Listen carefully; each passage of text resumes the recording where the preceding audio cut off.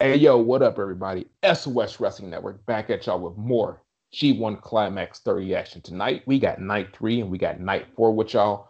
If you this is the first time y'all checking us out, tuning into us, thank you. Make sure y'all hit that, whatever subscribe button because we are on Podbean. So I'm sure there's a subscribe deal on there. So hit that little gimmick. You know who it is. If you don't know, let me introduce myself to you. I'm the Pro Wrestling Fly Guy, the Stardust Shiyaku, Blunt Naito, joined here by my illustrious tag team partner, the book junkie herself, the intellectual juggernaut, the exalted one, Jay. Jay, what's going on this Friday night as we talk G1 30, night 3, and night 4?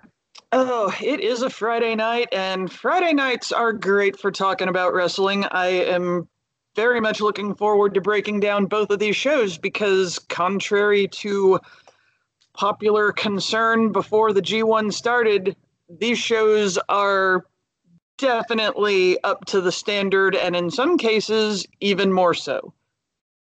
Not only are they up to the standard, like you're saying, they almost surpassed their standard. So we might as well get into it. We have some young lion action that we want to talk about first. Why don't you do our great listeners, because all of our listeners that listen to us, they're pretty damn great. Why don't you go ahead and tell them the first match we had on night 3 as far as the G1 Climax 30 goes?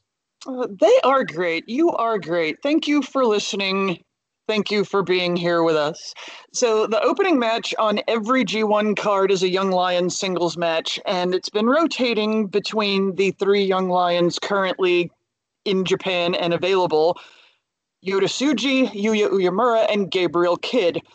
This particular match this evening was Uemura versus Gabriel Kid, and what's important to recognize here is that in the first match of the first show of G1, Yota Tsuji got the win over Uemura.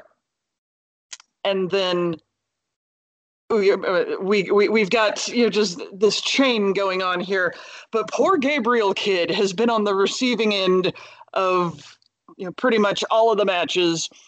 And so now you've got Uemura versus Gabriel Kid in a singles match. And for the first time since G1 has started, Gabriel Kid actually gets the win over Yuya Uemura in 7 minutes and 21 seconds with a double arm suplex. And we finally get to see Kid with his hand raised. We finally get to see him pull it off. This is the guy who took the fall in so many tag team matches prior to G1 starting.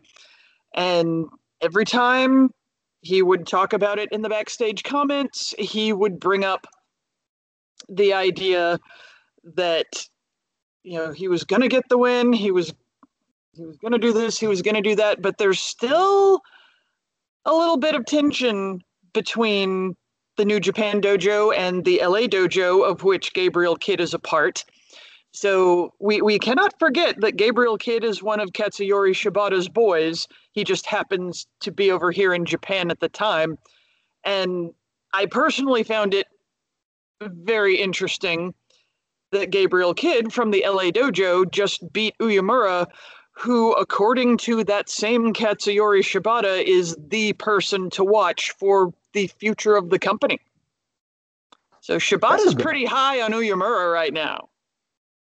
Jay, that's a good point. And about Gabriel Kidd, I'm glad he got this win because I honestly thought he was going to be the guy that was going to be hard pressed to get any victories during this tour. I was wondering, how they're going to go about him picking up victories if he was able to get one. Well, he got one right here. I'm glad he did. And it happens to be against a guy like Gabriel Kidd. I'm talking about himself.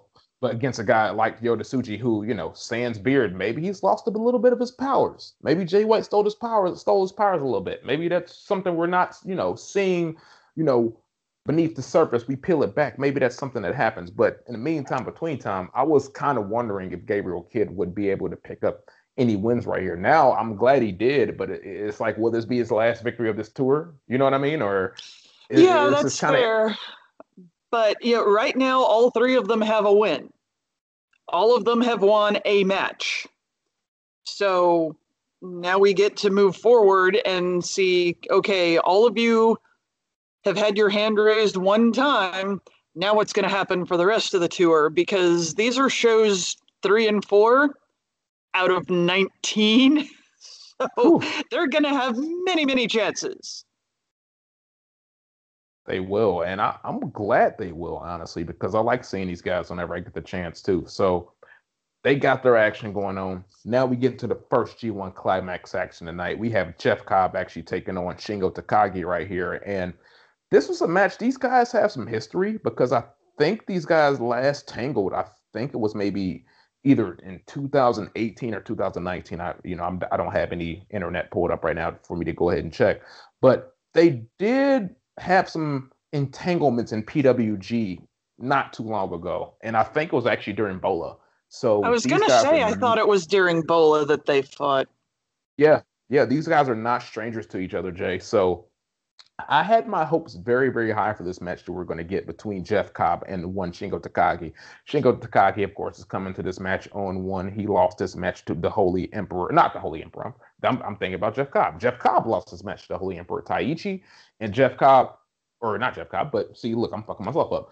But Shingo Takagi, he actually lost this match to one Switchblade Jay White, aka King Switch, right here. So overall, I thought this was a decent match, but maybe my expectations were a little bit higher than what was happening in the ring, which it happens sometimes. So, but in theory, in my opinion, this match really had everything you can want in a pro wrestling match because they really honestly went really hard and they kept a fairly fast pace for the most of the match, in my opinion. On the downside, this meant that both of these guys toward the end of this match would probably be gassed, and this is probably only slightly above 10 minutes here. So this was a decent match. I don't want to say it's not a lot for you to not sink your teeth into right here, but maybe I was expecting a little more. And to my surprise, Jay, to my dismay, we actually get Jeff Cobb picking up the victory here with the Tour of the Islands. And we have Shingo Takagi sitting here at 0-2, which I don't think any of us expected that to happen. No, no, we didn't. And I assure you, there was much wailing and gnashing of teeth in a group chat that I'm in that thinks very, very highly of Shingo Takagi. And we're talking, rent garments and ashes on the forehead. It was not pretty when he when they saw that he lost.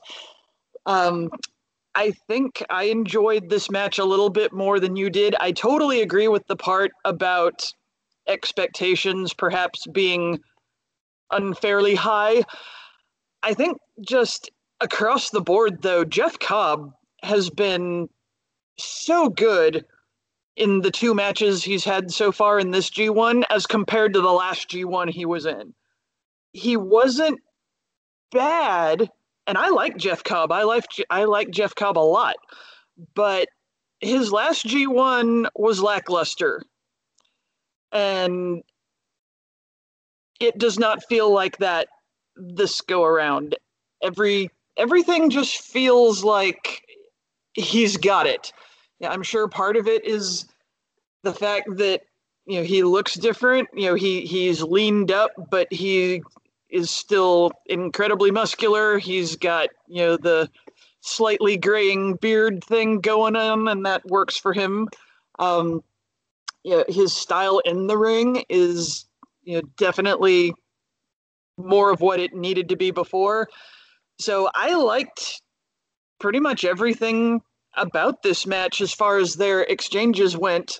I was surprised, but at the same time, there are a few people who are sitting at 0 right now that it just feels like they are gearing up for, in the case of Shingo, a rampage.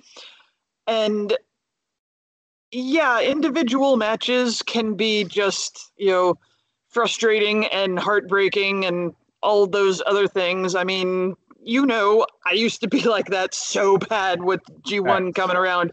Like, Same. oh my God, Yano beat Shibata. This is bullshit. And, I got so mad. I was so mad when something like that would happen. But now that I have learned, and I appreciate the bigger picture of everything. We've seen this with Tanahashi lots of times.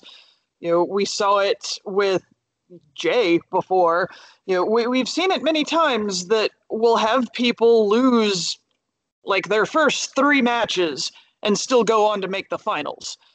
So I think it's a mistake to chalk this up to, oh, New Japan doesn't like Shingo, or they only see him as a mid-carder, or they're burying Shingo. No, I genuinely do not believe that. I think that is kind of impossible considering how everybody was reacting to Shingo and all the stuff Shingo has done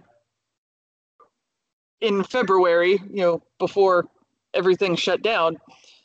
So I think we just kind of need to be patient here, because I have zero doubt whatsoever that the Rampage Dragon is going to rampage, and I think people will be happy by the time this is over. Exactly, because even though he started off 0-2, if he used to beat somebody the likes of Okada or even Ibushi, if he beats both of those guys, these two losses will be forgotten about like that. It's not even an issue to me. I think when people are trying to say, "Oh, Shingo's getting buried," have they not watched G1 Climax where Tanahashi starts 0-3? Have they not seen those? Because most of the time he either is going to the final or he's winning those tournaments. So Shingo's definitely not getting buried. If anything, if you look at this as from a sporting aspect, he could be in a slump. He lost the belt to Suzuki, so he's pretty much lost his last 3 singles match. He's in a slump right now. So guess what that means? When you're in a slump, that means at some point you are due. And please believe, ladies and gentlemen, Shingo Takagi is due for a victory. So I pretty much expect that he's probably going to string off a couple of matches in a row. So let's not get post haste on saying Shingo is buried, because Shingo is far from buried right here. But on the flip side of things, speaking of somebody who I can't really say that, and I'm getting tired. I'm getting so tired of this matchup, because it's always the same result, Jay. It's always the same. Sorry if y'all got kids in the room, take them out. It's always the same goddamn result.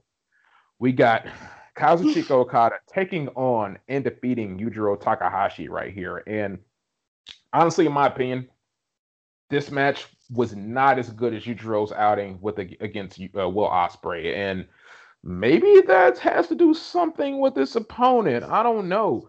Okada and Yujiro, in my opinion, Jay, don't have the best chemistry. I'm not saying they don't have chemistry at all, but they don't have the best chemistry. You think it would be this like right there, because back many, many years, Yujiro was the one that cost Okada the IWGP Heavyweight Championship. You thought it's pretty much right there, but these guys don't have good chemistry. It's okay. So we get Okada winning this match with the money clip, and I tweeted it out. I was like, money clip Okada is not it, Chief, because he actually even hit one of Okada's favorite moves of mine on Yujiro Takahashi. He hit the reverse Rainmaker, only to set up for the money clip. So this match was definitely not as good as Yujiro's match with Will Ospreay, and I'm going to blame Okada 100%, because, yeah, I don't know if many people have been saying this. Actually, I've seen this a lot, but Okada's definitely been phoning it in since the Tokyo Dome. And if you think I'm crazy for saying that, well, damn it, I'm crazy. So, Jay, what do you say? Well, you're not going to get a whole lot of argument out of me. And I realize that, as far as some people are concerned, I'm just going to hate on Okada. And, that's honestly not true, but I am not at all interested in any more Kazuchika Okada versus Yujiro Takahashi matches, because there's just nothing there. And I will point out, just like with Sonata, Okada has won them all. I mean, Sonata gets one win a year ago, and that was it. But he lost like 11 matches, and nobody ever thinks for a second that Yujiro is going to win in any form. And I hate that money clip. I don't know what it is with, guys in chaos thinking that they have to have a submission hold to use as a finisher, and they apply it poorly and it just looks really bad. And, Okada, Yoshihashi, I'm looking in your directions. And the fact that it's the two of them, I think, is hilarious, because they were a tag team and everything. But it's just not working. And I totally get the idea of needing to have something in addition to the Rainmaker. The reverse Rainmaker is still an offshoot of the Rainmaker, so it is a separate thing, but it's not its own thing. I get that. this money clip is terrible, and I really, really hope he finds something else. Jay, even though he's not dead, Ted DiBiase is rolling over in his damn grave right now because he's like, not only he's like, you're a blasphemy to the money gimmick. You're doing it all wrong, man. Like, and honestly, to us, because you and I are Naito fan, LIJ fan, fucking Kazuchika Okada might as well be $1 million man Ted DiBiase because he's ultimately a heel to us anyway. So yeah, it's just like you're just doing a bad Ted DiBiase impersonation to me right now, and you're not even stuffing. I'd love it if he stuffed money in the mouth of his opponents like he did Sonata a couple years back. I would love if he did that, but I don't see him going down that route. But Yujiro had better effort with Will Ospreay. We all know that. Okada, like I said, I feel he's been mailed in it. Even the match he had with Ibushi, we talked about, that was still a damn good match, but it was just like a spark missing. So Okada's got a couple. He's got Jay White next. He's got Jay White next. So I'm go ahead. No, I said I'm very intrigued. That's it. No, I'm very intrigued about that. Yeah, I'm very intrigued as well because, bear with me for a minute. What if? Because this could solve a lot of problems at once. So, Okada loses his first match. He wins the second one, but it's not great. And Okada himself even said in the backstage comments that, he didn't do his best in this match. And when I first heard that, I'm like, are you kidding me? You're going to sit here and say that, this not so great match that we sat through, you didn't even put any effort out? Okay, sure. But anyway, he's got Jay White next. At the moment, Jay White still holds the record for the fastest time in defeating Kazuchika Okada. So what if in this next match where they meet, Jay not only beats Okada, he does it in utterly humiliating fashion in like 10 minutes. Ooh, so let's say that this happens. We already know what that's going to do for Jay. He's not going to shut up about that for the next 5 years. But something like that could be the thing that just makes Okada absolutely snap and get out of this weird no man's land that he's been in. Maybe he's gonna be more vicious. Maybe he's going to have a different move or two. Maybe that spark is gonna come back somehow, but it only happens through not necessarily hitting the bottom, because we know that's never going to happen with Okada. We've thought it was going to happen like 3 different times already, but a humiliation that bad could be the thing that basically wakes him up again. I would be okay with that, and not just because it would involve Jay White beating him in 10 minutes, but if you look at the overall picture there, I think that would be a really interesting way to go. Facts. I agree 100% because you have him once again questioning himself. And I feel the Okada character, he doesn't question himself enough.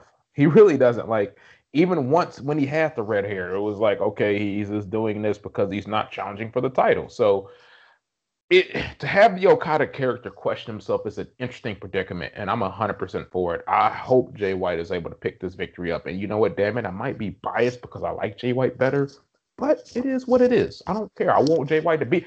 And Jay White is almost having a run akin to his 2018 run where he was surging out the gate. So we'll talk about Jay White here in a little bit. But Jay, the next match we got, I'm not even gonna lie to you. When I saw the G1 brackets and how everything was just laid out and what participants we got, this was my most anticipated match right here. I was like, okay. I was like, all right, this is really more than a G1 match, contrary to what the Holy Emperor said after the match. But to us fans, especially you and I here, I was like, this is more than a G1 match right here, because not only do you have stablemate versus stablemate, you have the boss of the stable essentially taking on his number 2 right here. We have Minoru Suzuki taking on Holy Emperor Taichi. Both these guys champions coming in. Suzuki being the never open weight champion, Taichi being one half of the IWGP Heavyweight Tag Team Champions. So since I say about 2018, maybe after Zack Sabre Jr.'s New Japan Cup run and his run in 2018, because Zack Sabre Jr. had just a monster run in 2018. After that, I think it's a safe bet to say that Taichi has been Suzuki's strong number two since he moved up to the heavyweight division. And people were talking about this early in 2017, 2018, and they were talking about maybe it'd be Saber Goon and da da da da da. I'm not trying to pat ourselves on the back here, but you and I, we of course see the big picture over here at SOS Wrestling Network. And we actually said, I think people are overlooking Taichi for this position because his feud with Naito it invigorated something in him. It almost gave Taichi the hunger for more. Like once he feuded with Naito, and shout out to Tetsuya Naito because he will do that to your career. He made you hunger for more. And ever since he had that little mini feud with Naito, it's been a very, very different Taichi than we've gotten. And Jay, I feel it culminated into this match right here. And oh my God, well, we got a fucking banger between these two guys in the same stable. And this was so fucking intense. Neither of these guys held back right here. Right from the get-go, these guys are brawling. I thought Taichi was going to interrupt the Kaizen ni Nair, but he actually gave, he gave him some respect to let him get that. But once that happened, I tweeted it out. I was like, hey, the first 2-3 minutes of Suzuki versus Taichi is as close to Inokiism as we're going to get in 2020. And I don't take that statement back because the first opening minutes, Jay, of this match was not a pro wrestling match. These guys were choking. I was like, God damn, they're just choking each other. They just went so hard at each other right here. And there was one telling moment in this match. It was not early. It was kind of mid-match. The mic stand of Taichi was kind of sitting on the apron to where he could have used it. He just kicks it out the ring. I'm like, oh my gosh, he just kicked the mic stand out the ring. So I'm like, all right, what does this mean? So mind you, I'm watching this match at work. So I'm like, okay, so I see my manager. He's kind of in the back. He's kind of like, I can see him, he can see me, but we're not really paying attention to each other.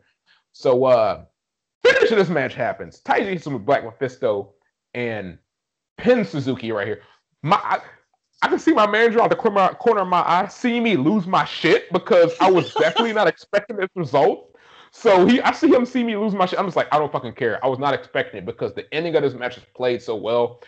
They had me believing that Minoru Suzuki was going to put him away. They really did. And Taichi hitting him with that Black Mephisto pretty much, I don't want to say out of nowhere, but damn it, out of nowhere. And his expressions after they were so rich. Taichi's expressions after this match were so damn rich. And he kind of is like just staring at Suzuki for a little bit, and he's kind of like, he starts smiling. I was like, dude, Taichi's the ultimate anime villain. How can no one see this? Like that right there was some like Dragon Ball Z shit to where he's just looking at his villain, he just starts smiling. I was like, damn, that's kind of Vegeta-esque. But this was really fucking good. This was, I don't really even know what to call this as great match for one, but as far as post G1 and where this goes, because this is one of those matches to where I even said to you off podcast, I'm like, this is damn near landscape changing because I can't remember as many times that you and I've been talking or hell we've been doing the show, the last time someone who's in the stable beat their own boss, and that's fucking monumental. And I passed the mic to you, Jay. Well, it was monumental in many ways, and I went into this match really hoping that Taichi would get the win, not because I didn't think Suzuki could win, but especially after the whole thing with Suzuki demanding that Zack and Taichi apologize to their king and beg for forgiveness, and they're both like, screw that. And I just thought, okay, where's this going? Because Suzuki's not going to let this go. He may not mention it again for like 2 weeks, but he's going to remember. And the fact that it started with Taichi and Suzuki just throttling the ever-loving hell out of each other, and yeah, when Taichi hit Suzuki with the mic stand, yeah, and Suzuki actually went down, and you know, they're matching strikes, and you're just like, okay, wow. And for me, the ultimate moment of this match was when Taichi took off the pants outside on the floor with no big flourish of any kind. It was like if you blinked, you wouldn't even have noticed he did it. And then he just goes rushing into the ring to attack Suzuki again. And that has never happened before, ever, that I know of. And so, talk about monumental. That was a monumental moment. And the post match comments for this, you know, you've got Taichi repeating what he said before, many times, in fact, that it doesn't matter who the boss is, the strongest one is the one who's left standing. He said that again and points out that he's the strongest one, so whatever. And Suzuki's backstage comments were just, he was laughing. He didn't say anything. Minoru Suzuki is freaking laughing. And so you're honestly not sure if that means that he's going to find a more horrific way to murder Taichi, or if he's actually kind of impressed that, you know, hey, you brought it and you actually beat me. Well played to you. You know, because those things are about 50-50 possible with Minoru Suzuki. You're really not sure with that. But to kind of tie this up with another reference to Taichi's mini feud with Naito, whatever it was that Naito whispered in his ear, we don't know what it was. We've never known what it was, because neither one of them would say. But whatever it was, you saw that Taichi's entire demeanor changed, his facial expression changed. Whatever it was big. And if you're going to draw a parallel, you know, several of our wrestling social circles have talked about Taichi kind of following in Naito's footsteps of becoming the leader of his own faction, and this is definitely one way to do it. I'm not claiming 100% that, oh, that's where we're going to end up, but I would not be shocked if we see that happen, and we see Taichi basically come after Naito again, trying to rise up to his level. Damn, you painted that like a fucking picture. I love that shit. That was great. And shout out to you, because you actually brought up the callback of when Naito whispered that in his ear, because I legit forgot about that. He did whisper some shit into some sweet nothings in Taichi's ear, and Taichi was like, okay. He kind of like, he almost took heed. He's just like, all right, I'm just kind of going to sit back in the cut, wait for stuff to happen. People don't give Taichi enough credit, because like, not only storyline wise, but also in the ring wise. I'm gonna go ahead and say, if you think Taichi sucks, I'm sorry, you're a fucking clown. Taichi's fucking putting in the best work of his career, and he's really been doing that since he was ahead.